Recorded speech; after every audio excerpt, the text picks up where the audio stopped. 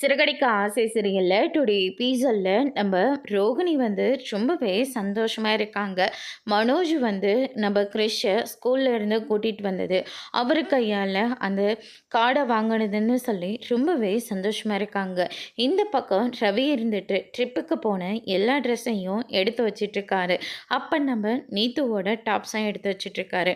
அதை பார்த்த உடனே ஸ்ருதி இருந்துட்டு நீ எப்போ லேடிஸோட டாப்பெல்லாம் போட ஆரம்பிச்சு அப்படின்னு சொல்லிட்டு கேட்கவும், இது என்னோடது இல்ல. நீத்துவோடது இருக்கும் போல இருக்கு அப்படின்ற மாதிரி சொல்றாங்க.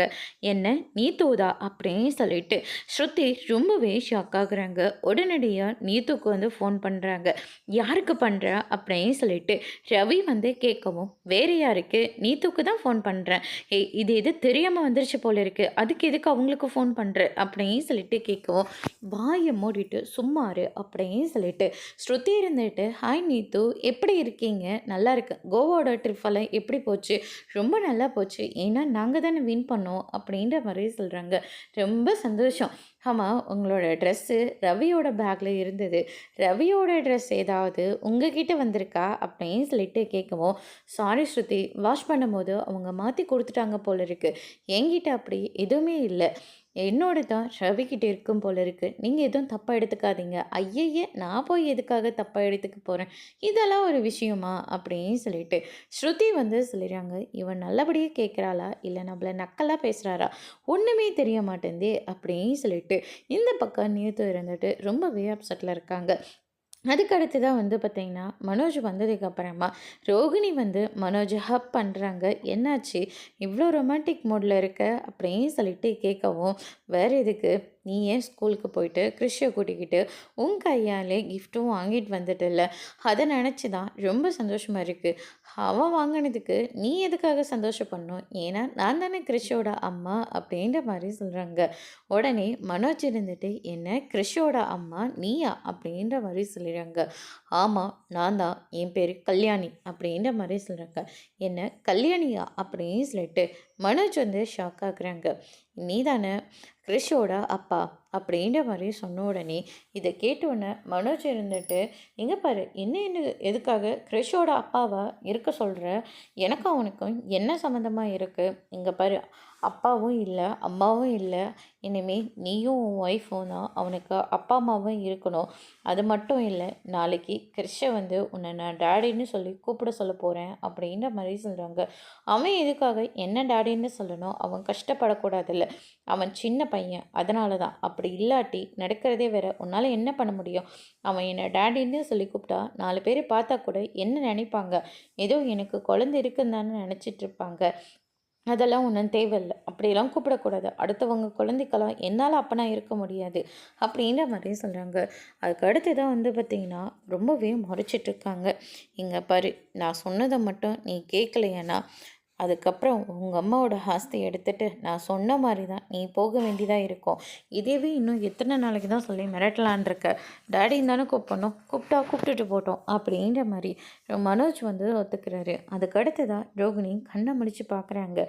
ஐயோ மனோஜ், எனக்கு எதுக்கு இப்படி அடிக்கடிக்கு தலை சுத்த வந்துக்கிட்டே இருக்கு? பேசாமல் நம்ம டாக்டர் கிட்டே போயிடலாமா?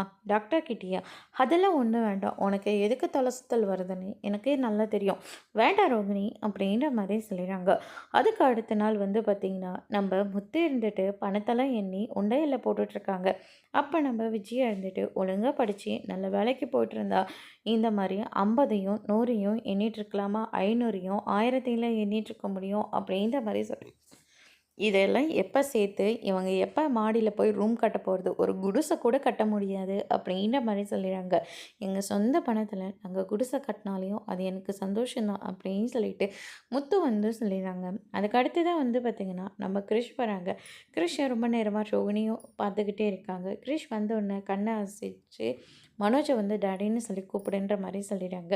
அதுக்கு அடுத்து தான் வந்து பார்த்திங்கன்னா நம்ம க்ரஷ் இருந்துட்டு டாடி டாடின்னு சொல்லிட்டு மனோஜோட பக்கத்தில் போய் நின்றுக்கிட்டு என்னை இன்னைக்கு ஸ்கூலில் ட்ராப் பண்ணிடுறீங்களா அப்படின்ற மாதிரி சொல்லிட்டு கேட்குறாங்க. டே குட்டிச்சத்தா, எதுக்காகடா என் பிள்ளைய பார்த்து டாடின்னு சொல்லி கூப்பிட்டுருக்க அப்படின்னு சொல்லிட்டு கேட்கவும், அதுக்கு அடுத்து தான் வந்து பார்த்திங்கன்னா ரோகிணியெல்லாம் ரொம்பவே பயந்து போகிறாங்க. அதுக்கு அடுத்து தான் பார்த்தீங்களாங்க, பார்க்குறவங்க கூட என்னங்க நினைப்பாங்க அப்படின்ற மாதிரி சொல்லிடுறாங்க. அவன் எதுக்காக என் மனோஜை போய் டாடின்னு சொல்லி கூப்பிடணும், இதோ வளர்ப்பு தாயே இருக்காங்களே இவங்கள கூப்பிட வேண்டியது தானே மம்மி டாடின்னு. இதெல்லாம் காதில் கேட்கவே ரொம்ப அசிங்கமாக இருக்குது, என் பிள்ளைய இவன் எப்படி கூப்பிட முடியும் அப்படின்ற மாதிரி சொல்லி சத்தம் போடுறாங்க. அதுக்கு அடுத்து தான் வந்து பார்த்திங்கன்னா நம்ம மனோஜ் இருந்துட்டு கல்யாணி சொன்னதெல்லாம் ஞாபகம் வச்சு பார்க்குறாங்க. டேடி தானே சொல்லி கூப்பிட்றான், கூப்பிட்டா கூப்பிட்டுட்டு போட்டு விடுங்க அப்படின்னு சொல்லிட்டு நம்ம மனோஜ் வந்து சொல்லிடுறாங்க. என்னடா நீ, அவன் தான் இதை புத்திக்காட்டுத்தனமாக கூப்பிட்றானா, நீ இப்படியெல்லாம் பண்ணிக்கிட்டு இருக்க அப்படின்ற மாதிரி சொல்லிடுறாங்க. அதுக்கு அடுத்து தான் உன்னை யார் டேடின்னு சொல்லி கூப்பிட சொன்னாங்கன்னு சொல்லிட்டு அண்ணாமலை வந்து விசாரிக்கிறாங்க. ரோகிணியை வந்து கை காட்டுறாங்க. மனோஜ்க்கு ஞாபகம் வந்த உடனே நீயா அப்படின்னு சொல்லிட்டு பயங்கரமாக ஷாக் ஆகுறாங்க. ரோகிணி, நீ எதுக்காக இவனை டேடின்னு சொல்லி கூப்பிட சொன்னேன் அப்படின்னு சொல்லிட்டு கேட்கவும், நான் ஒன்றும் கூப்பிட சொல்லலையே அப்படின்ற மாதிரி ரோகிணி வந்து சொல்லிடுறாங்க. அப்படின்னா கிரிஷ் வந்து போய் சொல்லிட்டு இருக்கானா, நல்லா தான் நாடகம் ஆடுறீங்க அப்படின்ற மாதிரி சொல்லிடுறாரு. அதுக்கு அடுத்து தான் வந்து பார்த்திங்கன்னா இந்த பக்கம் நம்ம மீனா கிட்ட போயிட்டு விஜயை வந்து சண்டை போடுறாங்க. நீ தாண்டி சொல்லி கொடுத்துருப்ப அப்படின்ற மாதிரி சொல்கிறாங்க.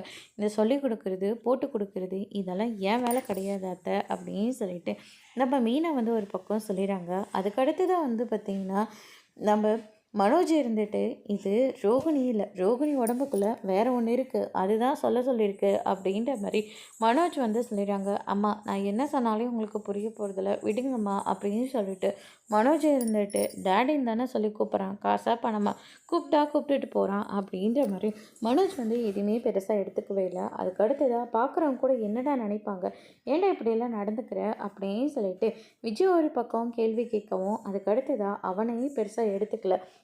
நீ எதுக்காக இப்படி பதறிட்டுருக்க மீனா, உடனடியாக கிறிஷோட பாட்டியை வேலை முடிஞ்சுதா வர சொல்லு, அவங்கக்கிட்ட நான் கொஞ்சம் பேசணும் அப்படின்னு சொல்லிட்டு நம்ம அண்ணாமலை வந்து சொல்லிடுறாங்க. அதுக்கு அடுத்ததாக ரோகிணியை பார்த்து மீனா வந்து பயங்கரமாக முறைச்சிக்கிட்டு இருக்காங்க. இப்போல்லாம் ஏன் கிறிஷ் வந்து இப்படி மாறிட்டான், சம்மந்தமே இல்லாமல் அவனை போய் டாடி டாடின்னு சொல்லி கூப்பிட்டுட்ருக்கான் அப்படின்னு சொல்லிட்டு நம்ம முத்து இருந்துட்டு ரொம்பவே கோவத்தில் இருக்காங்க.